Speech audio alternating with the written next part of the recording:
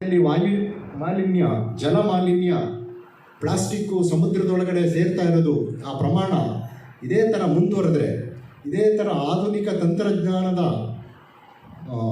ಬಳಕೆ ಮುಂದುವರೆದ್ರೆ ಕೇವಲ 65ರಿಂದ 70 ವರ್ಷ ಈ ಭೂಮಿ ಆಯಸ್ಸು ಅಂತ ಘೋಷಣೆ ಮಾಡಿದ್ದಾರೆ. ವಿಶ್ವಸಂಸ್ಥೆಯ ಅತ್ಯಂತ ತಜ್ಞರ ಸಮಿತಿ, ಪರಿಸರ ವಿಜ್ಞಾನಿಗಳ ಸಮಿತಿ ಘೋಷಣೆ ಮಾಡಿದೆ. ಈ ಥರ ಘೋಷಣೆ ಮಾಡಿದರೂ ನಮಗೂ ಇದಕ್ಕೂ ಸಂಬಂಧವೇ ಇಲ್ಲ ಅನ್ನೋ ರೀತಿಯಲ್ಲಿ ನಾವು ಬದುಕ್ತಾ ಇದ್ದೀವಿ. ಇದಕ್ಕಿಂತ ದೊಡ್ಡ ದುರಂತ ಇನ್ಯಾವುದೂ ಇಲ್ಲ. ನಮ್ಮ ಮಕ್ಕಳು ನಮ್ಮನ್ನು ಕೇಳಿದ್ರೆ ನಾವೇನು ಹೇಳೋದು? ನಿಮ್ಮ ತಾತ ಮರ ನೆಟ್ಟಿದ್ರು, ಕೆರೆ ಕಟ್ಟಿದ್ರು, ಕಾಡು ಬೆಳೆಸಿದ್ರು, ನೀವು ಪ್ರಾಣಿಗಳನ್ನೆಲ್ಲ ನೋಡಿದಿರಿ. ಕಳೆದ 30 ವರ್ಷಗಳಲ್ಲಿ ಎಲ್ಲನೂ ಧ್ವಂಸ ಮಾಡಿದ್ದೀರಿ. ನೀವು ಕೆರೆಗಳು ಮುಚ್ಚಿದಿರಿ, ಕಾಡು ಕಡಿದಿರಿ, ಮರಗಳು ಕಡಿದಿರಿ, ಕಾಂಕ್ರೀಟ್ ಕಟ್ಟಡ ಮಾಡಿದ್ದೀರಿ. ನಮಗೇನು ಉಳಿಸಿದ್ದೀರಿ ಅಂತ ನಮ್ಮ ಮಕ್ಕಳು ಮೊಮ್ಮಕ್ಕಳು ಕೇಳಿದ್ರೆ ನಾವೇನು ಉತ್ತರ ಹೇಳಬೇಕು? ಇವತ್ತು ಅಂಥದ್ದೊಂದು ಗಂಭೀರವಾದ ಪ್ರಶ್ನೆಗೆ ಕಾರಣ ಆಗಲಿ. ಚಾಮುಂಡಿ ಬೆಟ್ಟದ ಮೇಲೆ ಈ ಎಲ್ಲ ಚಟುವಟಿಕೆಗಳು ನಡೆದರೆ ಏನೇನು ಅಪಾಯ ಆಗುತ್ತೆ ಅನ್ನೋದನ್ನು ನಮ್ಮ ತಜ್ಞರ ಬಾಯಲ್ಲಿ ಕೇಳಬೇಕು ಅನ್ನೋ ಕಾರಣಕ್ಕೆ ನಾವು ಇಂಥ ಪ್ರಖ್ಯಾತ ತಜ್ಞರನ್ನು, ಪರಿಸರ ತಜ್ಞರು ಮತ್ತು ಭೂವಿಜ್ಞಾನಿಗಳು ಮತ್ತು ಜಲತಜ್ಞರು ಮತ್ತು ಎಂಜಿನಿಯರು, ಇವುಗಳು ನಮ್ಮ ಜೊತೆ ಇದ್ದಾರೆ. ಪರಿಸರ ಹೋರಾಟಗಾರರು, ರೂಪ ಹಾಸನ್, ಆ ಥರದವರು ಇದ್ದಾರೆ. ದಯಮಾಡಿ ಗಂಭೀರವಾಗಿ ಈ ಚರ್ಚೆಗಳನ್ನ ನಾವು ಕೇಳೋಣ. ಆಮೇಲೆ ನಮಗೆಲ್ಲ ಮಾತಾಡೋದಕ್ಕೆ 4-5 ಜನ 5-5 ನಿಮಿಷ ಮಾತಾಡ್ತಾರೆ. ಇಷ್ಟನ್ನು ಹೇಳಿ ನಾವು ಈ ಕಾರ್ಯಕ್ರಮನ ತುಂಬ ಗಂಭೀರವಾಗಿ ಆಲಿಸಿ ಮಧ್ಯದಲ್ಲಿ ಎದ್ದು ಹೋಗಬಾರ್ದು. ಮೊಬೈಲ್ಗಳನ್ನ ಸ್ವಿಚ್ ಆನ್ ಮಾಡಬೇಕು, ಮತ್ತು ಸ್ವಿಚ್ ಆಫ್ ಮಾಡಬೇಕು ಅಥವಾ ಸೈಲೆಂಟ್ ಮಾಡಬೇಕು. ಇದು ಅತ್ಯಂತ ಪ್ರಮುಖವಾದ ಚರ್ಚೆ ಅಂತ, ನಮ್ಮ ಬದುಕಿನ ಅತ್ಯಂತ ಮಹತ್ವದ ಘಟನೆ ಅಂತ ನೀವು ಭಾವಿಸಿ ಈ ಕಾರ್ಯಕ್ರಮನ ಯಶಸ್ವಿ ಮಾಡಬೇಕು ಅಂತ ಹೇಳಿ ಚಾಮುಂಡಿ ಬೆಟ್ಟ ಉಳಿಸಿ ಸಮಿತಿ ಪರವಾಗಿ ನಿಮ್ಮೆಲ್ಲರನ್ನ ಅತ್ಯಂತ ವಿನಯಪೂರ್ವಕವಾಗಿ ಕೇಳ್ಕೊಳ್ತೀನಿ. ನಮಸ್ಕಾರ.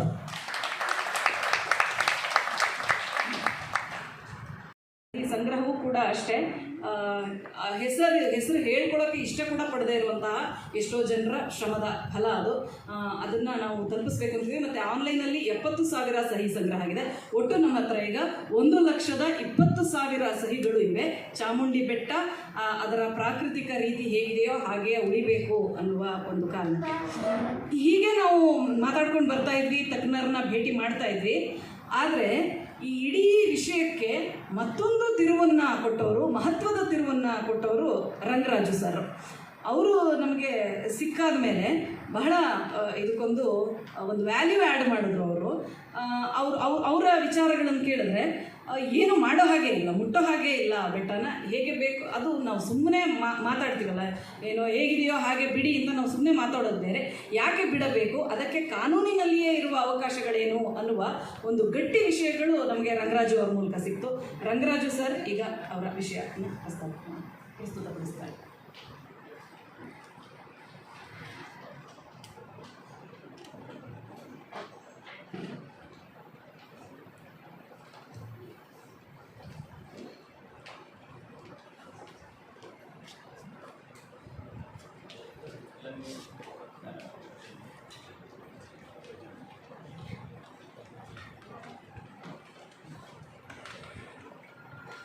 ಎಲ್ಲರಿಗೂ ನಮಸ್ಕಾರ.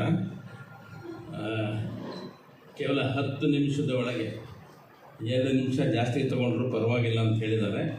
ಅಷ್ಟರಲ್ಲಿ ನನ್ನ ಮಂಡನೆಯನ್ನು ಮಾಡುವ ಪ್ರಯತ್ನವನ್ನು ಮಾಡ್ತೀನಿ. ಅದಕ್ಕೆ ಮುಂಚೆ ಈ ಪರಿಸರ ಈ ಬಳಗಕ್ಕೆ ಸೇರಲಿಕ್ಕೆ ನಾನು ಕಾರಣಕರ್ತರು ಇಬ್ಬರು. ಒಬ್ಬರು ಪ್ರೊಫೆಸರ್ ಕಾಲ್ಚನ್ನೇಗೌಡ, ಇನ್ನೊಬ್ಬರು ಇನ್ನೊಬ್ಬ ಕನ್ನಡ ಪ್ರೊಫೆಸರ್ ಇದ್ದಾರೆ. ಅವರಿಬ್ಬರು ನನ್ನ ವಿಶ್ವವಿದ್ಯಾನಿಲಯದಲ್ಲಿ ನನ್ನ ಕಲೀಗ್ಸ್ ಆಗಿದ್ದವರು. ಅವ್ರ ಜೊತೆ ಚರ್ಚೆ ಮಾಡಿ ಕಾಳೇಗೌಡ ನಾಗಾವರ ಅವ್ರಿಗೆ ಫೋನ್ ಮಾಡಿ ನಾನು ಇದಕ್ಕೆ ಬರ್ತೀನಿ ಅಂತ ಹೇಳಿ ನಾನು ಬಂದನು.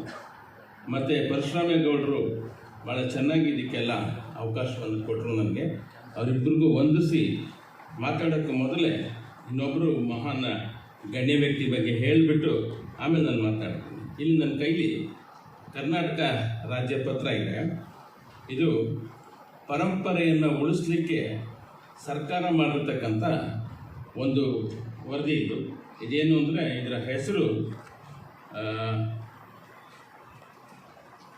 ಝೋನಲ್ ರೆಗ್ಯುಲೇಷನ್ಸ್ ಅಮೈಂಡ್ಮೆಂಟ್ 2020 ಅಂತಿದೆ ಹೆಸರು.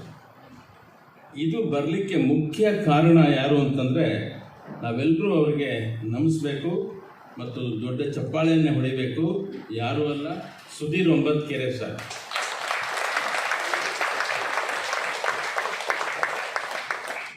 ಅವರು ಭಾಳ ಹಿರಿಯರು. ನಾನು ಚಿಕ್ಕವನಾಗಿ ಆ ಗುಂಪಿನಲ್ಲಿ 2004ರಿಂದ ನಾವು ಪರಂಪರೆಯ ಸಮಿತಿ ಸದಸ್ಯರಾಗಿ ಅದಕ್ಕೊಂದು ಬಲನೇ ಇರಲಿಲ್ಲ. ನಾವು ಯಾರು ಏನು ಮಾತಾಡಿದ್ರು ಅದು ಸರ್ಕಾರಕ್ಕೆ ಆಗಲಿ ಅಧಿಕಾರಿಗಳಿಗೆ ಲೆಕ್ಕನೇ ಇರ್ತಿರಲಿಲ್ಲ. ಸುಧೀರ್ ಒಂಬತ್ಕೆರೆ ಸರ್ ಸುಮಾರು ಒಂದು 10 ಪತ್ರಗಳನ್ನು ಬರೆದಿದ್ದಾರೆ ಚೀಫ್ ಸೆಕ್ರೆಟರಿಗೆ. ಆಗ ವಿಜಯಭಾಸ್ಕರ್ ಅವರು ಭಾಳ ನಮ್ರವಾಗಿ ನಮ್ಮನ್ನೆಲ್ಲ ಇದನ್ನು ಮಾಡಿ ಆ ಗಣನೆಗೆ ತಗೊಂಡು ಈ ಒಂದು ರೆಗ್ಯುಲೇಷನನ್ನು ಮಾಡಿದ್ದಾರೆ. ಇದ್ರ ಬಗ್ಗೆ ನಾನು ಮಾತಾಡ್ತೀನಿ. ಆಮೇಲೆ ನನಗೆ 2 ವಿಷಯದಲ್ಲಿ ನಾನು ಮಾತಾಡ್ತೀನಿ. ಒಂದು ಬೆಟ್ಟದ ಇತಿಹಾಸ ಭಾಗ ಒಂದು, ಮತ್ತು ಪರಂಪರೆ ಭಾಗ. 10 ನಿಮಿಷದಲ್ಲಿ ಪ್ರಯತ್ನ ಮಾಡ್ತೀನಿ. 2 ನಿಮಿಷ ಏನಾದರೂ ಹೆಚ್ಚಾದರೆ ದಯವಿಟ್ಟು ಕ್ಷಮಿಸಬೇಕು. ಬೆಟ್ಟದ ಇತಿಹಾಸವನ್ನು ತಗೊಂಡ್ರೆ ಚಾಮುಂಡಿ ಬೆಟ್ಟ 3489 ಅಡಿ ಎತ್ತರ, ಅಂದರೆ 1074 ಮೀಟರ್ ಎತ್ತರದಲ್ಲಿ ಸಿ ಲೆವೆಲಿಂದ ಇದೆ. ಇಲ್ಲಿ 3 ದೇವಾಲಯಗಳಿವೆ ಪ್ರಮುಖವಾದಂತಹದ್ದು. ಒಂದು ಮಹಾಬಲ ಟೆಂಪಲ್ ಅಥವಾ ಮಹಾಬಲೇಶ್ವರ ಟೆಂಪಲ್. ಈ ಮಹಾಬಲೇಶ್ವರ ದೇವಾಲಯ ಅತ್ಯಂತ ಹಳೆಯದಾದಂತಹದ್ದು. ಇದು ಗಂಗರ ಕಾಲ. ಈ ಬೆಟ್ಟಕ್ಕೆ ರಸ್ತೆ ಇಲ್ಲ, ಸ್ಟೆಪ್ಸ್ ಇಲ್ಲ, ಆದರೂ ಬೆಟ್ಟದ ಮೇಲೆ ಈ ದೇವಸ್ಥಾನವನ್ನು ಅವರು ಪ್ರಾರಂಭ ಮಾಡಿದ್ರು ಗಂಗರು.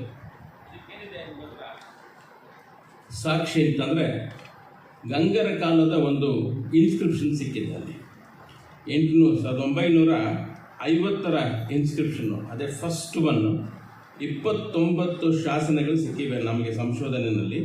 ಅದೆಲ್ಲವೂ ಎಪಿಗ್ರಾಫಿ ಆಫ್ ಕರ್ನಾಟಕ ವಾಲ್ಯೂಮ್ನಲ್ಲಿ ಪಬ್ಲಿಷ್ ಆಗಿದೆ. ಅದೆಲ್ಲವೂ ಚಾಮುಂಡಿ ಬೆಟ್ಟದ ಬಹಳ ಮುಖ್ಯವಾಗಿ ರಿಲಿಜಿಯಸ್ ಆಸ್ಪೆಕ್ಟ್, ಧಾರ್ಮಿಕವಾದ ದೇವಾಲಯಗಳು ಮತ್ತು ಅವುಗಳ ಕೊಡುಗೆ ಬಗ್ಗೆ, ಮಹಾರಾಜರುಗಳ ಕೊಡುಗೆಗಳ ಬಗ್ಗೆ ಇದರಲ್ಲಿ ಇದೆ. ಮಹಾರಾಜರುಗಳು ಅಥವಾ ಹಿಂದಿನ ರಾಜರುಗಳು ಬಹಳ ಎಚ್ಚರಿಕೆಯಿಂದ ಇಂಥ ಕೆಲಸವನ್ನು ಮಾಡಿದ್ದಾರೆ. ಇಂಥದ್ದು 3-4 ಜಾಗಗಳಲ್ಲಿ ದೇವಸ್ಥಾನಗಳನ್ನು ಕಟ್ಟಿದ್ದಾರೆ ಬೇರೆ ಬೇರೆ ಬೆಟ್ಟಗಳಲ್ಲಿ. ಚಾಮುಂಡಿ ಬೆಟ್ಟ ಒಂದೇ ಅಲ್ಲ, ನಂದಿ ಹಿಲ್ಲೊಂದು, ಅಂದರೆ ನಂದಿ ಬೆಟ್ಟದಲ್ಲಿ ರಾಷ್ಟ್ರಕೂಟ ಮತ್ತು ನೊಳಂಬರ ಕಾಲದ ದೇವಾಲಯಗಳಿವೆ. ಅದಾದಮೇಲೆ ಸಂಡೂರು, ಬಳ್ಳಾರಿ ಜಿಲ್ಲೆಯ ಸಂಡೂರಲ್ಲೂ ಸಹ ಗಂಗಾ ಮತ್ತು ರಾಷ್ಟ್ರಕೂಟರ ಕಾಲದ ದೇವಾಲಯಗಳಿದ್ದಾವೆ. ಅದನ್ನು ಬಿಟ್ಟರೆ ಮೇಲ್ಕೋಟೆಯ ಮೇಲೆ ಬೆಟ್ಟದ ಮೇಲೆ ಇರ್ತಕ್ಕಂಥದ್ದು ಹೊಯ್ಸಳರ ಕಾಲದ ದೇವಾಲಯ.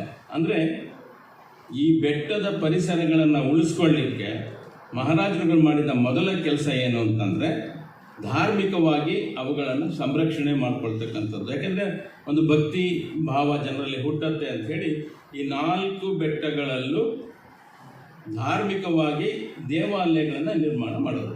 ಈ ದೇವಾಲಯಗಳ ನಿರ್ಮಾಣ ಮಾಡಿದ ನಂತರ ಅಲ್ಲಿ ಬಂದು ಹೋಗ್ತಕ್ಕಂತಹ ಭಕ್ತಾದಿಗಳೇ ಹೆಚ್ಚಿದ್ರೆ ಹೊರತು ಬೇರೆ ಟೂರಿಸಮ್ ಅಂತಕ್ಕಂಥದ್ದಾಗಲಿ ಅಂಥದ್ದೇನೂ ಅಲ್ಲಿ ಇರಲಿಲ್ಲ. ಇವತ್ತಿನ ಸ್ಥಿತಿ ನೋಡಿದ್ರೆ ಈ 4 ಪ್ರದೇಶಗಳಲ್ಲಿ ಅತ್ಯಂತ ಹಾಳಾಗಿರ್ತಕ್ಕಂಥದ್ದು ನಂದಿ ಬೆಟ್ಟ.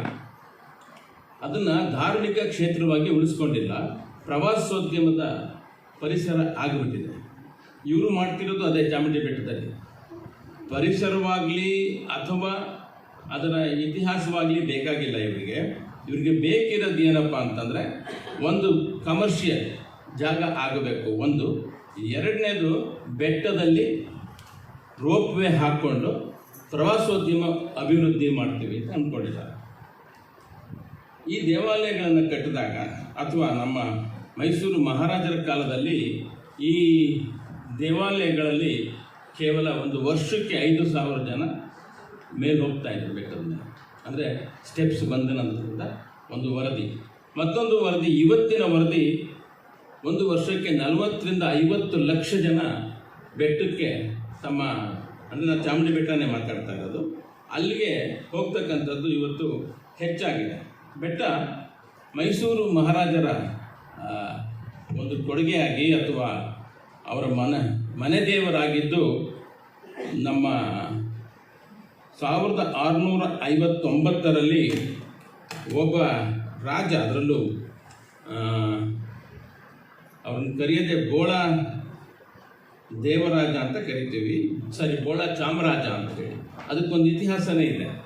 ಈ ಚಾಮರಾಜ ಮತ್ತು ಚಾಮರಾಜ ಒಡೆಯರ್ ಮತ್ತು ಅವರ ಹೆಂಡತಿ ಬೆಟ್ಟದ ಮೇಲೆ ಪೂಜೆಗೆ ಹೋಗಿದ್ದಾಗ ಸಿಡ್ಲು ಹೊಡೆದ್ಬಿಡುತ್ತೆ. ಸಿಡ್ಲು ಹೊಡೆದಾಗ ಹೆಂಡತಿ ಬಚಾವಾಗ್ತಾರೆ. ಈ ಚಾಮರಾಜ ಒಡೆಯರ್ ತಲೆಗೆ ಸಿಡಿಲಿನ ಪ್ರಭಾವದಲ್ಲಿ ಕೂದಲೆಲ್ಲ ಸುಟ್ಟು ಹೋಗುತ್ತೆ. ಆದರೂ ಬದುಕೊಳ್ತಾರೆ. ಅವರಿಗೆ ಬೋಳ ಚಾಮರಾಜ ಅಂತಲೇ ಇತಿಹಾಸದಲ್ಲಿ ಹೆಸರು ಬಂದುಬಿಟ್ಟಿದೆ. ಅವರು ಆ ನಂತರ ಉಳ್ಕೊಂಡಿದ್ದರಿಂದ ಧಾರ್ಮಿಕವಾಗಿ ಆ ಕ್ಷೇತ್ರವನ್ನು ಬಹಳ ಇಂಪ್ರೂವ್ ಮಾಡಿದ್ದಾರೆ. ಅವರ ಮನದೇವತೆ ಮಾಡಿಕೊಂಡು ಆ ನಂತರದಲ್ಲಿ ನಮಗೆಲ್ಲ ಗೊತ್ತೇ ಇದೆ, ಅಲ್ಲಿ ಹೆಚ್ಚು ನಾನು ಇದು ಮಾಡೋಕ್ಕೆ ಹೋಗಲ್ಲ, ಸಮಯ ಕಳೆಯಲ್ಲ. 1008 ಹಂತಗಳನ್ನು ಮಾಡಿದ್ದಾರೆ ಬೆಟ್ಟಕ್ಕೆ ಹೋಗಲಿಕ್ಕೆ. ಈ ಹಂತಗಳು ಬೇರೆ ಕಡೆಯಿಂದ ಕಲ್ಲು ತೊಗೊಂಡೋಗಿ ಹಾಕಿ ಕಟ್ಟಿದಂಥದ್ದಲ್ಲ, ಇರುವ ಬೆಟ್ಟದ ಕಲ್ಲುಗಳನ್ನೇ ಆದಷ್ಟು ನಯವಾಗಿ ಒಂದು ಹಂತಗಳನ್ನು ಮಾಡಿದ್ದಾರೆ. ಈ ಹಂತಗಳನ್ನು ಮಾಡುವಾಗ ಅನಿವನಾಗಿದೆ, ಅದನ್ನು ಬದಲಾಯಿಸ್ತೀವಿ ಅಂತ ಭಾಳ ಪ್ರಯತ್ನ ಪಟ್ಟರು. ಆಗಲೂ ನಮ್ಮ ಹೆರಿಟೇಜ್ ಕಮಿಟಿ ಅವರೆಲ್ಲ ಅದನ್ನು ಬಹಳ ನಿಷ್ಠೂರವಾಗಿ ಅದನ್ನು ಅಪೋಸ್ ಮಾಡಿದ್ವಿ. ಈಗ ಅದಾದಮೇಲೆ ಆ ಬೆಟ್ಟದಲ್ಲಿ ಇರ್ತಕ್ಕಂಥ ನಮ್ಮ ಚಾಮುಂಡೇಶ್ವರಿ ದೇವಾಲಯಕ್ಕೆ ಬೇಕಾಗಿದ್ದಂತಹ ಒಂದು ಗೋಪುರವನ್ನು ಮುಮ್ಮಡಿ ಕೃಷ್ಣರಾಜ ಒಡೆಯರ್ 1827ರಲ್ಲಿ ಈ ಒಂದು ಬೆಟ್ಟಕ್ಕೆ ಗೋಪುರವನ್ನು ಕಟ್ಟಿದ್ದಾರೆ. ಆ ದೇವಸ್ಥಾನದ ಮುಂದೆ ದೊಡ್ಡ ಗೋಪುರ ನೋಡ್ತೀವಲ್ಲ, ಆ ಗೋಪುರವನ್ನು ಕಟ್ಟಿದಂಥವರು ಇವರು. 1799ರಲ್ಲಿ ಚಿಕ್ಕ ಹುಡುಗ, ಟಿಪ್ಪು ನಂತರ ರಾಜನಾದಂಥವರು ಶ್ರೀರಂಗಪಟ್ಟಣದಿಂದ ಮೈಸೂರಿಗೆ ತಮ್ಮ ರಾಜ್ಯಭಾರವನ್ನು ಸ್ಥಳಾಂತರ ಮಾಡಿಕೊಂಡು ಮೈಸೂರಿಗೆ ಬಂದು ಮೈಸೂರಿನಲ್ಲಿ ಮರದ ಅರಮನೆ ಅಂತ ಏನು ಹೇಳ್ತೀವಿ, ಆ ಮರದ ಅರಮನೆ ಇವರೇ ಕಟ್ಟಿದ್ದು. 2 ವರ್ಷದಲ್ಲಿ 1801ರಲ್ಲಿ ಆ ಮರದ ಅರಮನೆಯ ಗೃಹ ಪ್ರವೇಶ ಆಗಿದೆ. ಅದು ಈ ಜಾಗದಲ್ಲಿ ಅವರಿಗೆ ಬಹಳ ಅಭಿವೃದ್ಧಿ ಮಾಡಬೇಕು ಅಂತಕ್ಕಂಥ ಭಾವ ಚೆನ್ನಾಗಿತ್ತು. ಅದಕ್ಕೆ ಮೊದಲೇ ಅಲ್ಲಿ ಈ ಸ್ಟೆಪ್ಸ್ ಅಲ್ಲದೆ ದೊಡ್ಡ ದೇವರಾಜ ಒಡೆಯರ್ ಈ ನಂದಿ ವಿಗ್ರಹವನ್ನು ಮಾಡಿದ್ದಾರೆ. ನನಗೆ ಹೆಚ್ಚು ಏನು ಆರ್ಕಿಟೆಕ್ಚರಲ್ ಡೀಟೇಲ್ಸ್ಗೆಲ್ಲ ಹೋಗೋದಿಲ್ಲ, ಕೊಟ್ಟಿರೋ ಸಮಯದಲ್ಲಿ ಅದು ಮಾತಾಡೋಕ್ಕಾಗೋದೂ ಇಲ್ಲ. ಅದಾದಮೇಲೆ ಮತ್ತೊಂದು ವಿಶೇಷವಾದ ಡೆವಲಪ್ಮೆಂಟ್ ಆಗಿತ್ತು ಅಂದರೆ 1909ರಲ್ಲಿ ನಾಲ್ವಡಿ ಕೃಷ್ಣರಾಜ ಒಡೆಯರ್ ಅವರು ಬ್ರಿಟಿಷ್ ಇಂಜಿನಿಯರ್, ಅವರು ಹೆರಾಲ್ಡ್ ಡಗ್ಲಸ್ ರೈಸ್ ಅಂತ, ಅವರು BL ರೈಸ್ ಅವರ 5ನೇ ಮಗ. ಅವರು ಆಗ ತಾನೇ ಚಿತ್ರದುರ್ಗದಲ್ಲಿ ಒಂದು ವಾಣಿವಿಲಾಸ ಸಾಗರ ಡ್ಯಾಮನ್ನು ಕಟ್ಟಿ ಮುಗಿಸಿ ಮೈಸೂರಿಗೆ ಮಹಾರಾಜರಿಗೆ ವರದಿ ಕೊಡೋಕ್ಕೆ ಬರ್ತಾರೆ. ಬಂದಂಥವರು ಇಬ್ಬರು ಟೆನ್ನಿಸ್ ಆಡ್ಕೊಂಡು ಬಂದು ಚಹಾ ಕುಡಿಬೇಕಾದ್ರೆ ಇವರೇ ಕೇಳ್ತಾರೆ ಮಹಾರಾಜರಿಗೆ, ಏನು ಒಂದಿಂಥ ಬೆಟ್ಟಕ್ಕೆ ಒಂದು ರಸ್ತೆ ಇಲ್ವಲ್ಲ, ಏನು ಮಾಡಬೇಕು ಅಂತ. ಮಾಡ್ದಾದ್ರೆ ಮಾಡಿ, ನಾನು ಭಾಳ ಜನಕ್ಕೆ ಕೇಳಿದ್ರೆ ಯಾರೂ ಮಾಡಿಲ್ಲ ಅಂತ.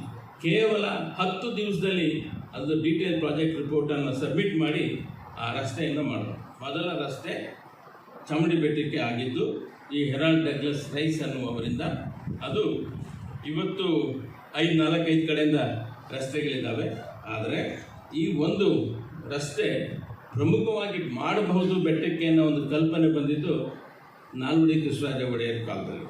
ಇದು ಚಾಮುಂಡಿ ಬೆಟ್ಟದ ಇತಿಹಾಸ ಆಯಿತು. ಇನ್ನು ಮುಂದಕ್ಕೆ ತಗೊಂಡ್ರೆ ನಾವು ಈ ಪರಂಪರೆ, ಚಾಮುಂಡಿ ಬೆಟ್ಟ ಪಾರಂಪರಿಕವಾಗಿ ಬಹಳ ಮುಖ್ಯವಾದಂತಹದ್ದು. ಯಾಕಂತಂದರೆ ಇಲ್ಲಿ ಸ್ಕಲ್ಪ್ಚರಲ್ ಆರ್ಟ್ ಸಹ ಇದೆ, ಬೇಕಾದಷ್ಟು ಶಿಲ್ಪಗಳಿದ್ದಾವೆ. ಅದನ್ನು ಚರ್ಚೆ ಮಾಡೋಕ್ಕೆ ಬಂದರೆ ವಿಷಯವಾಗಿ ಮಾತಾಡ್ತೀನಿ. ಆದರೆ ಇಲ್ಲಿ ಬೇಕಾಗಿರ್ತಕ್ಕಂಥದ್ದು ನಮ್ಮ ಈ ಚಾಮುಂಡಿ ಬೆಟ್ಟದ ಪರಂಪರೆ. ಈ ಭಾಗದಲ್ಲಿ ಪರಂಪರೆ ಏನಿದೆ ಅಂತಂದರೆ, ಇದು ಬಹಳ ಮುಖ್ಯವಾಗಿರ್ತಕ್ಕಂಥ ಪರಂಪರೆಯನ್ನು ಹೊಂದಿರತಕ್ಕಂಥ ಚಾಮುಂಡಿ ಬೆಟ್ಟ. ಈ ರೆಗ್ಯುಲೇಷನಲ್ಲಿ ಏನೇನು ಇದನ್ನು ಕೊಟ್ಟಿದ್ದಾರೆ, ಪರಂಪರೆ ತಾಣಗಳ ಬಗ್ಗೆ ಕೊಟ್ಟಿದ್ದಾರೆ, ಅದಷ್ಟು ಚಾಮುಂಡಿ ಬೆಟ್ಟ ಒಂದರಲ್ಲೇ ಇದೆ. ನಾನು ಹೇಳ್ತೀನಿ, ಪ್ರಥಮವಾಗಿ ಸಾಂಸ್ಕೃತಿಕ ಪರಂಪರೆ. ಅಂದರೆ ಕಲ್ಚರಲ್ ಹೆರಿಟೇಜ್ ಅಂತಕ್ಕಂಥದ್ದು ಏನಿದೆ ಅದರಲ್ಲಿ 2 ಥರ ಇದೆ. Tangible cultural heritage and intangible cultural heritage. ಅಂದರೆ ಸ್ಪರ್ಶಕ್ಕೆ ನಿಲ್ತಕ್ಕಂಥದ್ದು, ಸ್ಪರ್ಶಕ್ಕೆ ನಿಲ್ಕದೇ ಇರತಕ್ಕಂಥದ್ದು, ಅಥವಾ ಲೌಕಿಕ ಅಲೌಕಿಕ ಅಂತಲೂ ಕರಿತೀವಿ. ಆಮೇಲೆ ಇಲ್ಲಿ ರಿಲಿಜಿಯಸ್ ಹೆರಿಟೇಜ್ ಬಹಳ ಮುಖ್ಯವಾಗಿರ್ತಕ್ಕಂಥದ್ದು, ಧಾರ್ಮಿಕ ಪರಂಪರೆಯನ್ನು ಹೊಂದಿರತಕ್ಕಂಥದ್ದು. 2ನೇದು ಆರ್ಕಿಯಲಾಜಿಕಲ್ ಆ್ಯಂಡ್ ಹಿಸ್ಟಾರಿಕಲ್ ಹೆರಿಟೇಜ್, ಪುರಾತತ್ವಶಾಸ್ತ್ರಕ್ಕೆ ಸೇರಿದಂತಹ ಪರಂಪರೆಯೂ ಇದೆ, ಐತಿಹಾಸಿಕವಾದ ಪರಂಪರೆಯೂ ಇಲ್ಲಿದೆ. ಆಮೇಲೆ ಇನ್ನೊಂದು ಬಹಳ ಮುಖ್ಯವಾಗಿರೋ ಪರಂಪರೆ ಅಂತಂದರೆ ನ್ಯಾಚುರಲ್ ಹೆರಿಟೇಜ್, ಸ್ವಾಭಾವಿಕವಾದಂಥ ಹೆರಿಟೇಜ್. ಅಂದರೆ ಪರಂಪರೆಯ ಉಳ್ಳಂಥ ಯಾವುದಾದ್ರು ಇದ್ದರೆ ಅದು ಚಾಮುಂಡಿ ಬೆಟ್ಟ. ಕೊನೆಯದಾಗಿ 5ನೇದು ಲಿವಿಂಗ್ ಹೆರಿಟೇಜ್, ಜೀವ ವೈವಿಧ್ಯಮಯವನ್ನು ಹೊಂದಿರತಕ್ಕಂತಹ ಒಂದು ಭಾಗ ಇದ್ದರೆ ಅದು ಚಾಮುಂಡಿ ಬೆಟ್ಟ. ಅದಲ್ಲದೆ ಅದರ ಸುತ್ತಲ ಪರಿಸರ ಅಂದರೆ ಪ್ರಿಸಿಂಕ್ಟ್ಸ್ ಅಂತ ಏನು ಕರಿತೀವಿ, ಅದು ಸಹ ಚಾಮುಂಡಿ ಬೆಟ್ಟದಲ್ಲಿ ಬಹಳ ಪ್ರಮುಖವಾಗಿರ್ತಕ್ಕಂಥದ್ದಾಗಿದೆ. ಇಲ್ಲಿ ಇಷ್ಟು ನಾನೇನು ಹೇಳಿದೆ ಅದನ್ನು ಉಳಿಸ್ಕೊಳ್ಳೋದು ಹೇಗೆ, ಅದನ್ನು ಕಾಪಾಡ್ಕೊಳ್ಳೋದು ಹೇಗೆ, ಅದರ ಸಂರಕ್ಷಣೆ ಹೇಗೆ ಮಾಡಬೇಕು ಅನ್ನೋದ್ರ ಬಗ್ಗೆ ಈ ಒಂದು ರೆಗ್ಯುಲೇಷನ್ ಇದೆ. ಒಂದು ಸಮಿತಿಯನ್ನು ಮಾಡಿದ್ದಾರೆ. ಈಗ 2004ರಲ್ಲೂ ಸಮಿತಿ ಆಗಿತ್ತು, ಇತ್ತೀಚೆಗೆ ಮತ್ತೆ ರೀಕಾನ್ಸ್ಟಿಟ್ಯೂಟ್ ಮಾಡಿದ್ದಾರೆ. ಯಾಕೋ ಏನೋ ಗೊತ್ತಿಲ್ಲ, ರೀಕಾನ್ಸ್ಟಿಟ್ಯೂಟ್ ಆದಂಥ ಈ ಸಮಿತಿಯಲ್ಲಿ ನಮ್ಮ ಮೇಜರ್ ಜನರಲ್ ಸುಧೀರ್ ಅಂಬೇಡ್ಕರ್ ಹೆಸರು ಬಿಟ್ಟಿದ್ದಾರೆ. ಯಾಕೆ ಬಿಟ್ಟರು ಅಂತ ನಾನು ಅವ್ರನ್ನೇ ಕೇಳ್ತಿದ್ದೆ. ನನ್ನ ಕಾಟ ತಡಿಲಾರದೆ ಬಿಟ್ಟಿದ್ದಾರೆ ಪ್ರೊಫೆಸರ್. ಅವರು ನಿಷ್ಠೂರ, ನಿರ್ದಯವಾಗಿ ಇರುವ ವಿಷಯವನ್ನು ಮಂಡಿಸ್ತಕ್ಕಂಥ ವ್ಯಕ್ತಿ. ನಾನು ಅವ್ರ ಜೊತೆ ಒಡನಾಟ ಬಹಳ ಚೆನ್ನಾಗಿ ಅವರ ಒಂದೊಂದು ಕಾರ್ಯಕ್ರಮದಲ್ಲಿ ಭಾಗವಹಿಸಿದ್ದೇನೆ. ಆದರೆ ನನ್ನ ಜೊತೆ ನಿಜವಾಗ್ಲೂ ಇರಬೇಕಾಗಿತ್ತು. ಯಾಕಂದರೆ ಪ್ರತಿ ಮೀಟಿಂಗಲ್ಲೂ ನಾವು ಚಾಮುಂಡಿ ಬೆಟ್ಟ ಆಗಲಿ, ಮೈಸೂರಿನ ಪರಂಪರೆ ಆಗಲಿ, ಅಥವಾ ಸುತ್ತಲ ಪಾರಂಪರಿಕ ಪ್ರದೇಶಗಳನ್ನು, ಕಟ್ಟಡಗಳನ್ನು ಉಳಿಸ್ಕೊಳ್ಬೇಕಂದ್ರೆ ನಾವು ಹೋರಾಟ ಮಾಡ್ತಿದ್ವಿ, ಸರ್ವೆ ಮಾಡ್ತಿದ್ವಿ, ರಿಪೋರ್ಟ್ಗಳನ್ನು ಸಬ್ಮಿಟ್ ಮಾಡ್ತಿದ್ವಿ. ಈಗ ನನಗೇನು ಅಂತ ಜೊತೆ ಯಾರಿಲ್ಲ, ಇರೋರು ಈಚಿನೂರು ಕುಮಾರ್ ಒಬ್ಬರು ಮತ್ತು ರವಿ ಗುಂಡೂರಾವ್. ಇನ್ನುಳಿದ ಸುಮಾರು 9 ಜನನ 3 ಜನ ಬಿಟ್ಟು ಹೊಸಬ್ರನ್ನ ಹಾಕಿದ್ದಾರೆ. ಆದರೂ ಅವ್ರು ಯಾರೂ ಪರಂಪರೆಗೆ ವಿರುದ್ಧವಾದ ವ್ಯಕ್ತಿಗಳಲ್ಲ. ಅವರು ನಮ್ಮ ಜೊತೆ ಸೇರಿ ಪರಂಪರೆಯನ್ನು ಉಳಿಸಲಿಕ್ಕೆ ಭಾಳ ಪ್ರಯತ್ನವನ್ನು ಮಾಡ್ತಾ ಇದ್ದಾರೆ. ಇದರಲ್ಲಿ ಝೋನಲ್ ರೆಗ್ಯುಲೇಷನಲ್ಲಿ ಕೆಲವು ಥ್ಯಾಂಕ್ ಯು ಸರ್, ಅದು ಸಮಿತಿಯಲ್ಲಿ ಇಲ್ಲ, ನಮ್ಮ ಜೊತೆ ಇದ್ದಾರೆ. ನಾನು ಭಾಳ ಚರ್ಚೆ ಮಾಡಿಯೇ ಮೀಟಿಂಗಿಗೆ ಹೋಗೋದು. ಮನೆ ಇದಕ್ಕಿದ್ದಂಗೆ ಮೀಟಿಂಗ್ ಕರೆದಿದ್ರು ಒಂದು 2 ತಿಂಗಳ ಹಿಂದೆ. ಆಗ ಎಲ್ಲರೂ ಕೇಳೋರು ಕೊಡಿ ಅಂತ, ನಾನು ರೆಗ್ಯುಲೇಷನ್ ಕೊಡಲಿಲ್ಲ. ಯಾಕೆ ಅಂದರೆ ಮೀಟಿಂಗ್ ಪ್ರೊಸೀಡಿಂಗ್ಸ್ ಬಂದಿರಲಿಲ್ಲ. ಈಗ ಯಾರು ಬೇಕಾದರೂ ಇದನ್ನು ಜೆರಾಕ್ಸ್ ಮಾಡ್ಕೋಬಹುದು, ಇಲ್ಲ ನಾವು ಇದರಲ್ಲೇ ನೋಡ್ಕೊಳ್ಬೋದು. ಏನು ಗೌರ್ಮೆಂಟ್ ಆರ್ಡರ್ನಲ್ಲೇ ಇದೆ ರೆಗ್ಯುಲೇಷನ್. ಇದರಲ್ಲಿ ಇರೋದೇನು ಅಂತಂದರೆ, ಪಾರಂಪರಿಕ ಪ್ರದೇಶಗಳನ್ನು, ಅದರ ಸುತ್ತಲಿನ ಪರಿಸರವನ್ನು ಯಾವುದೇ ಕಾರಣಕ್ಕೂ ಸಮಿತಿಯ ಒಂದು ಅನುಮತಿ ಇಲ್ಲದೆ ಬದಲಾಯಿಸಂಗಿಲ್ಲ ಅಂತ ನಿಖರವಾಗಿ ಹೇಳ್ಬಿಟ್ಟಿದ್ದಾರೆ. ಏನು ಬದಲಾಯಿಸ್ಕೂಡ್ದು, ಅದಿರಬೇಕು. ಹಾಗೆ ಪರಂಪರೆಯನ್ನು ಕಾಪಾಡಬೇಕು, ಅದಕ್ಕೇನು ಬೇಕೋ ಆ ಪ್ರಯತ್ನಗಳನ್ನು ಮಾಡಿ ಅಂತ ಹೇಳಿದ. ಇಷ್ಟು ಪರಂಪರೆಯನ್ನು ಹೇಳಿದ್ನಲ್ಲ, ಅಷ್ಟು ಚಾಮುಂಡಿ ಬೆಟ್ಟದಲ್ಲಿದೆ. ಅದು ಒಂದೊಂದು ನಾನು ಡೀಟೇಲಾಗಿ ಮೊನ್ನೆ ಮೀಟಿಂಗ್ ಬಂದಾಗ ಹೇಳಿದ್ದೆ. ನಾನು ಎಲ್ಲರೂ ಭಾಳ ಸಂತೋಷದಲ್ಲಿ ಒಪ್ಕೊಂಡ್ರು ಆ ಮಾತುಗಳನ್ನು. ಇಲ್ಲಿ ಸಮಯದ ಅಭಾವ ಇರೋದ್ರಿಂದ ಮೇಡಮ್ ಮೊದಲೇ ಬಂದು ಕಿವಿಲಿ ಹೇಳಿದ್ದಾರೆ, 10 ರಿಂದ 12 ನಿಮಿಷದಲ್ಲಿ ನಿಮ್ಮ ಮಂಡನೆ ಮುಗಿಸ್ಬೇಕು ಅಂತ. ಬೇಕಾದಷ್ಟು ವಿಷಯಗಳನ್ನು ಚರ್ಚೆ ಮಾಡೋಣ ಇದಕ್ಕೆ ಸಂಬಂಧಪಟ್ಟ ಹಾಗೆ. ಆದರೆ ನಾವೇನೇ ಡೆವಲಪ್ಮೆಂಟನ್ನು ತಡಿಬೇಕು ಅಂತಂದರೆ, ಅಥವಾ ಯಾವುದೇ ಕಾರ್ಯಕ್ರಮಗಳನ್ನು ಮಾಡ್ತಾರೆ ಅನ್ನೋದನ್ನು ತಡಿಬೇಕು ಅಂತಾದರೆ, ಈ ಝೋನಲ್ ರೆಗ್ಯುಲೇಷನಲ್ಲಿ ಇರುವ ಒಂದೊಂದು ವಿಷಯಗಳನ್ನು ಈ ಸರ್ಕಾರದ ಗಮನಕ್ಕೆ ತರಲೇಬೇಕು. ಭಾಳ ದೊಡ್ಡ ತಾಮ್ರದ ಕಿವಿಗಳವು, ಬಗ್ಗಲ್ಲ, ಕೇಳಲ್ಲ. ಅಧಿಕಾರಿಗಳು ಆಗಲೇ ಎಲ್ಲ ಡಿಸೈಡ್ ಮಾಡ್ಕೊಂಡ್ಬಿಟ್ಟಿದ್ದಾರೆ ಚಾಮುಂಡಿ ಬೆಟ್ಟದಲ್ಲಿ ಏನೇನು ಮಾಡಬೇಕು. ಜಾಲಿ ಮಾಡಿದ್ದಾರೆ, ಹೇಳ್ತಾ ಇದ್ರು ಪರಶುರಾಮೇಗೌಡರು ಏನೇನು ಕಾಂಕ್ರೀಟ್ ಕಟ್ಟಡಗಳು ಬಂದಿವೆ ಅಂತ. ಇದನ್ನು ನಾವು ಕಾಪಾಡಬೇಕು ಅಂತಂದರೆ ಈ ರೆಗ್ಯುಲೇಷನ್ನಲ್ಲಿ ಇರುವ ನಿಯಮಗಳನ್ನು ನಾವು ಪಾಲಿಸಬೇಕು. ಅಂದರೆ ಸರ್ಕಾರನೂ ಪಾಲಿಸಬೇಕು. ಪಾಲಿಸದೇ ಇದ್ದಾಗ ಇದನ್ನು ಮುಂದಿಟ್ಕೊಂಡು ನಾವು ಎಚ್ಚರಿಕೆಯನ್ನು ಕೊಡಬೇಕು. ಯಾಕಂದರೆ ಇದರಲ್ಲಿ ನನ್ನ ಮಾತು ಬಿಟ್ಟು ಮುಗಿಸ್ತೇನೆ. ಡಿಕ್ಲೇರ್ಡ್ ಮಾನ್ಯುಮೆಂಟ್ಸ್ ಅಂತ ಇದೆ. ಈ ಆರ್ಕಿಯಾಲಜಿಕಲ್ ಸರ್ವೆ ಆಫ್ ಇಂಡಿಯಾದವರು ಒಂದು ಲಾ ಮಾಡಿದ್ದಾರೆ. ಅದರ ಪ್ರಕಾರ ಭಾರತದಲ್ಲಿ 887 ಪಾರಂಪರಿಕ ಕಟ್ಟಡಗಳನ್ನು ಕರ್ನಾಟಕದಲ್ಲಿ ಕೇಂದ್ರ ಸರ್ಕಾರ ಡಿಕ್ಲೇರ್ ಮಾಡಿದೆ.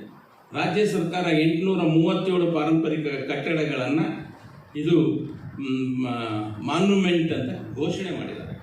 ಈ ಘೋಷಣೆ ಮಾಡಿರೋ ಕಟ್ಟಡಗಳಿಗೆ ನಿಯಮನೇ ಭಾಳ ಸ್ಟ್ರಾಂಗ್ ಆಗಿದೆ. 100 ಮೀಟರ್ ಒಳಗಡೆ ಯಾರು ಏನು ಕಟ್ಟ ಹಾಗಿಲ್ಲ, ಇರೋ ಕಟ್ಟಡ ಒಡೆಯ ಹಾಗಿಲ್ಲ, ಹೊಡಿಬೇಕಾದ ಅನುಮತಿ ಪಡಿಬೇಕು ಇಲಾಖೆಯಿಂದ. ಇದೆಲ್ಲ ಗಲಾಟೆಗಳಾಗಿದೆ, ನಂಜನಗೂಡಲ್ಲಾಗಿದೆ, ಶ್ರೀರಂಗಪಟ್ಟಣದಲ್ಲಾಗಿದೆ. ಆದರೂ ನಿಯಮಗಳು ಮಾತ್ರ ಭಾಳ ಗಟ್ಟಿಯಾಗಿದೆ. ಅದಕ್ಕೆ ಹೋರಾಟ ಸರ್ಕಾರನೇ ಅದನ್ನ ಒಪ್ಕೋತಾ ಇದೆ. 300 ಮೀಟರ್ ಒಳಗಡೆ, ಆ ಮಾನ್ಯುಮೆಂಟಿನ 300 ಮೀಟರ್ ಒಳಗಡೆ ಏನಾದರೂ ಬದಲಾವಣೆ ಮಾಡೋಂಗಿದ್ರೆ ಅದಕ್ಕೆ ಈ ಒಂದು ಇಲಾಖೆಯಿಂದ ಪರ್ಮಿಷನ್ ತಗೋಬೇಕು. ಅವ್ರ ನಿಯಮಗಳಿದ್ದಾವೆ. ಅದೇ ರೀತಿ ಕಟ್ಟಡ ಕಟ್ಟಬೇಕು, ನಿಮ್ಮ ಹತ್ರ ಯಾವುದಿತ್ತು ಅದೇ. ಮಾನ್ಯುಮೆಂಟ್ಗಿಂತ ಎತ್ತರ ಯಾವುದೇ ಕಾರಣಕ್ಕೂ ನೀವು ಕಟ್ಟಬಾರ್ದು. 1 ಅಂತಸ್ತಿದ್ರೆ 1 ಅಂತಸ್ತು, 2 ಇದ್ದರೆ 2 ಅಂತಸ್ತಿನ ಕಟ್ಟವನ್ನು ಕಟ್ಟಲಿಕ್ಕೆ ಅದೇ ವಸ್ತುಗಳನ್ನು ಬಳಸಿ ಗಾರೆನೋ ಸಿಮೆಂಟು ಕಬ್ಬಣ ಹಾಕಿ ಕಟ್ಟೋದಕ್ಕೆ ಅನುಮತಿ ಇಲ್ಲ. ಅದಿರೋದು ಅನುಮತಿ ಏನು ಅಂದರೆ ಗಾರೆ, ಇಟ್ಟಿಗೆ, ಮರ ಮತ್ತು ಕಲ್ಲು. ಪಾರಂಪರಿಕ ಕಟ್ಟಡಗಳನ್ನು ಗುರುತಿಸಬೇಕಾದ್ರೆ ಈ ಅಂಶಗಳೇ ನಮಗೆ ಮುಖ್ಯವಾದಂಥದ್ದು. ಅದ್ರ ಜೊತೆಯಲ್ಲಿ ಆ ಕಟ್ಟಡದ ಇತಿಹಾಸ, ಕಲೆ ಮತ್ತು ವಾಸ್ತುಶಿಲ್ಪ ಇವುಗಳ ಆಧಾರದ ಮೇಲೆ ಪರಂಪರೆಯನ್ನು ಗುರುತಿಸಿ ಇವುಗಳನ್ನು ಪಟ್ಟಿ ಮಾಡಿದ್ದೀವಿ. ಅದು ಇಲ್ಲಿ ಮಾನ್ಯುಮೆಂಟ್ದು ಅಪ್ಲೈ ಆಗಲ್ಲ. Monument should be 100 years old, whereas an heritage structure must be 50 to 60 years old with its own heritage value and historic value ಅಂತಿದೆ. ಅದ್ರ ಡೆಫಿನೇಷನ್ ಅದ್ರ ಪ್ರಕಾರ ನಾವು ದಯವಿಟ್ಟು ಈ ರೆಗ್ಯುಲೇಷನ್ ಇಟ್ಕೊಂಡೇ ಹೋರಾಟಗಳನ್ನು ಮಾಡಬೇಕು ಅಂತ ಹೇಳ್ತಾ, ಏನಾದ್ರು ನಿಮಿಷಗಳು ಜಾಸ್ತಿ ಆಗಿದೆ, ದಯವಿಟ್ಟು ಕ್ಷಮಿಸಿ ಅಂತ ಹೇಳಿ ನನ್ನ ಮಾತುಗಳನ್ನು ಮುಗಿಸ್ತಾ ಇದ್ದೀನಿ.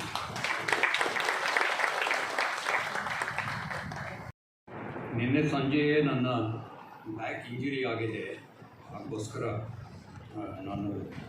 ನನ್ನ ವಾಕಿಂಗ್ ಎಲ್ಲ ಸರಿ ಇಲ್ಲ, ಕ್ಷಮಿಸಬೇಕು. ನಾನು 10 ನಿಮಿಷ ಒಳಗೆ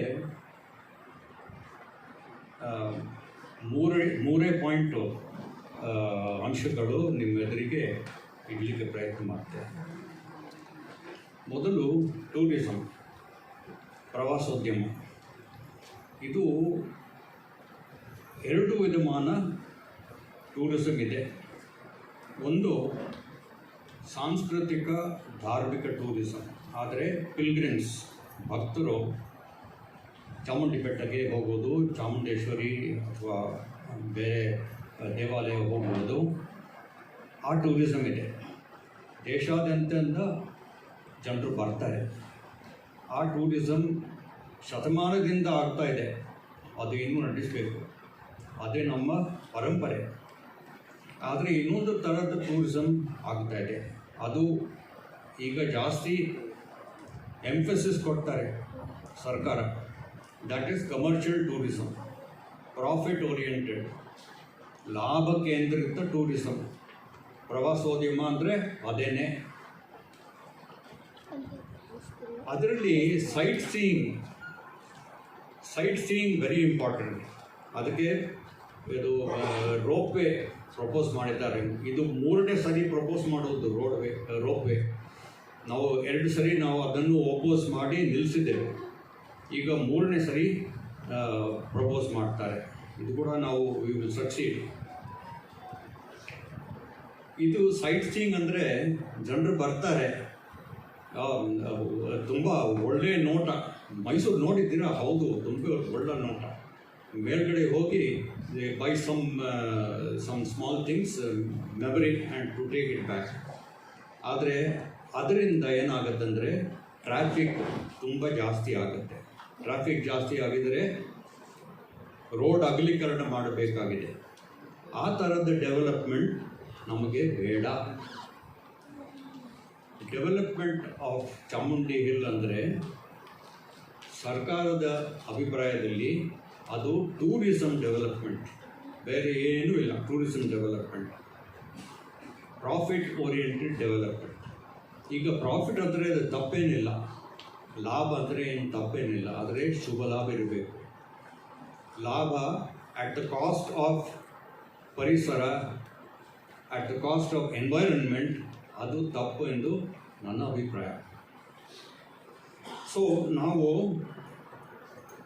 ಸರ್ಕಾರಕ್ಕೆ, ಮಾನ್ಯ ಮುಖ್ಯಮಂತ್ರಿಗೆ ನಾವು ಹೇಳಬೇಕು, ಟೂರಿಸಂ ಅಟ್ಲೀಸ್ಟ್ ಚಾಮುಂಡಿ ಬೆಟ್ಟದ ಟೂರಿಸಂ ಬಗ್ಗೆ ನಮಗೆ ಈ ಥರದ ಪ್ರಾಫಿಟ್ ಓರಿಯೆಂಟೆಡ್ ಕಮರ್ಷಿಯಲ್ ಟೂರಿಸಂ ಬೇಡ.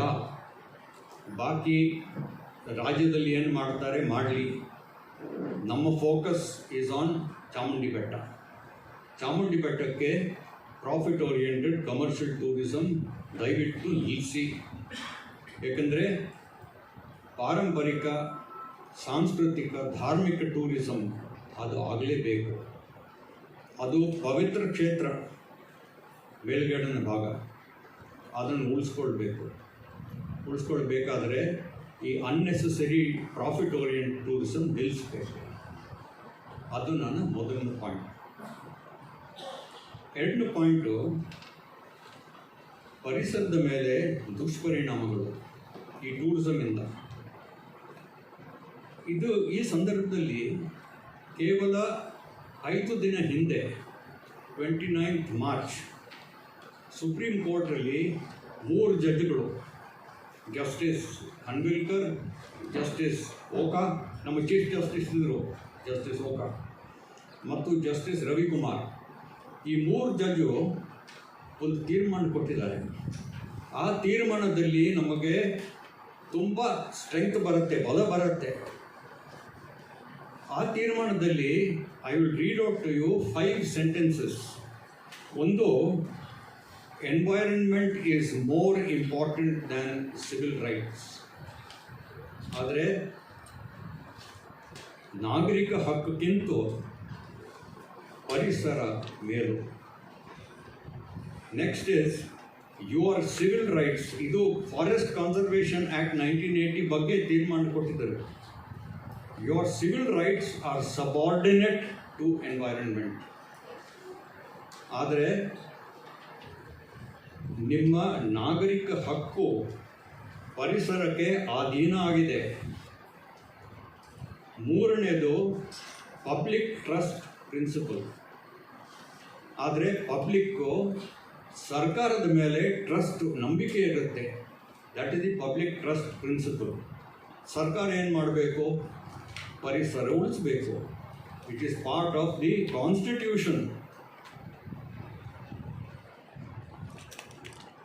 4ನೇದು ಎವ್ರಿಬಡಿ ಫೀಲ್ಸ್. ಸರ್ಕಾರ ಅಂದರೆ ಹೇಳಿದರೆ BJP ಸರ್ಕಾರ, ಕಾಂಗ್ರೆಸ್ ಸರ್ಕಾರ, JDS ಸರ್ಕಾರ ಇಲ್ಲ, ರಾಜ್ಯ ಸರ್ಕಾರ, ಕರ್ನಾಟಕ ರಾಜ್ಯ ಸರ್ಕಾರ, ಯಾವ ಪೊಲಿಟಿಕಲ್ ಪಾರ್ಟಿ ಇರಲಿ, ಸರ್ಕಾರದ ಕರ್ತವ್ಯ ಪರಿಸರ ಉಳಿಸುವುದು. Next, everybody feels that this area requires to be preserved. Everybody ಅಂದರೆ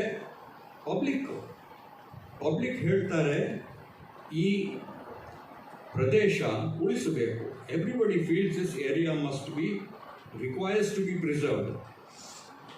ಇದು ಕೂಡ ನಮಗೆ ಬೆಂಬಲ ಕೊಡುತ್ತದೆ. We are everybody. ನಾವು ಇಲ್ಲಿ ಕೂತಿರುವೆಲ್ಲ we are also everybody. We are part of the population of Mysore. Last, once a forest, always a forest. ಆದರೆ ವನ ಡಿನೋಟಿಫೈ ಮಾಡದಿದ್ದರೆ ಅದು ವನ ಇರುತ್ತದೆ. ಅದನ್ನು ಕಾಪಾಡಬೇಕು, ಉಳಿಸಬೇಕು. ಈಗ ನಮ್ಮ ಟೂರಿಸಂ ಡೆವಲಪ್ಮೆಂಟ್ ಮಾಡಿ ವನವನ್ನು ಅವರು ನಾಶ ಮಾಡ್ತಾರೆ. ಸೊ ಈ 5 ಅಂಶಗಳ ಇಟ್ಕೊಂಡು ನಾವು ಕೋರ್ಟ್ಗೂ ಹೋಗಬಹುದು, ಅಥವಾ ನಮ್ಮ ಪತ್ರ ಮುಖ್ಯಮಂತ್ರಿಯವರಿಗೆ ಬರೆಯುವಾಗ ಇದೆಲ್ಲ ಇನ್ಕ್ಲೂಡ್ ಮಾಡಬಹುದು. ಈ ಥರದ ಡೆವಲಪ್ಮೆಂಟ್ ನಾನು ಹೇಳಿದೆ. ಮಲೆಯೇ ಗುಡ್ಡವೇ ಕುಸಿತಾ ಇದೆ. ಏಕೆಂದರೆ ಕ್ಲೈಮೇಟ್ ಚೇಂಜಲ್ಲಿ ದೊಡ್ಡ ಮಳೆ ಬರುತ್ತೆ. ಆ ಮಳೆಯಿಂದ ಸ್ಲೋಪ್ ಡಿಸ್ಟೆಬಿಲೈಸೇಷನ್ ಆಗುತ್ತೆ. ಸಿವಿಲ್ ಇಂಜಿನಿಯರ್ ಆಗಿ ಸ್ಲೋಪ್ ಡಿಸ್ಟೆಬಿಲೈಸೇಷನ್ ಅಂದರೆ the whole slope slips down. ಈಗ ಆ ರೋಡ್ ಇದೆಯಲ್ಲ, from view point to Nandi, almost whole road ಕುಸಿತ ಇದೆ. ಅದ್ರ ಮೇಲೆ ಇನ್ಸ್ಟಿಟ್ಯೂಷನ್ ಆಫ್ ಇಂಜಿನಿಯರ್ಸು ಒಂದು ರಿಪೋರ್ಟ್ ಕೊಟ್ಟಿದೆ ಮಾನ್ಯ ಮುಖ್ಯಮಂತ್ರಿಗೆ. ಅದೆಲ್ಲ ಅವ್ರದ್ದು ಬಹುಶಃ ಅವರು ಎದುರಿಗೆ ಇಡುವುದೇ ಇಲ್ಲ ಅಂತ ಕಾಣ್ತದೆ. ನೆಕ್ಸ್ಟ್ ರೋಪ್ವೇದು ಇಕನಾಮಿಕ್ ವಯಬಿಲಿಟಿ ಇಲ್ಲವೇ ಇಲ್ಲ. ನಮ್ಮ ಸರ್ಕಾರ, ಕರ್ನಾಟಕ ಸರ್ಕಾರ ಮಾತ್ರ ಅಲ್ಲ, all government, state governments in the country including the central government, planning ಅಂದರೆ ಏನು ವಿಶೇಷ ಇಲ್ಲ. ವಿಶ್ ಲಿಸ್ಟ್ ಪ್ಲ್ಯಾನಿಂಗ್, ಇದು ಮಾಡೋಣ, ಸರಿ ಸರ್ ಇದು ಮಾಡೋಣ, ಗುಡ್ ಐಡಿಯಾ ಸರ್ ಮಾಡೋಣ, ಆ ಥರದ್ದು ಪ್ಲ್ಯಾನಿಂಗ್ ಆಗ್ತಾಯಿದೆ. ಅದೇ ಥರ ರೋಪ್ವೇ, ಅದೇ ಥರ JK ಗ್ರೌಂಡ್ಸಲ್ಲಿ ಬಸ್ ಸ್ಟಾಪ್ ಮಾಡುವುದು, ಅದೇ ಥರ ಲಿಂಗಾಂಬುದಿ ಕೆರೆಯನ್ನು, ಅದು ಕೆರೆ ಮಧ್ಯದಲ್ಲಿಯಿಂದ ರಸ್ತೆ ಹೋಗ್ತಾ ಇತ್ತು. ನಾವು ಹೋರಾಟ ಮಾಡಿ ಮುಖ್ಯವಾಗಿ ಇವತ್ತು ರವಿಕುಮಾರ್ ಇದ್ದಾರೆ, ತನುಜಾ ಪ್ಲೀಸ್ ಸ್ಟ್ಯಾಂಡ್ ಅಪ್.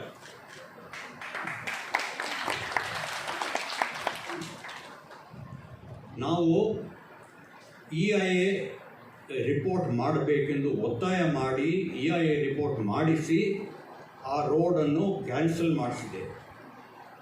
ಅದರಲ್ಲಿ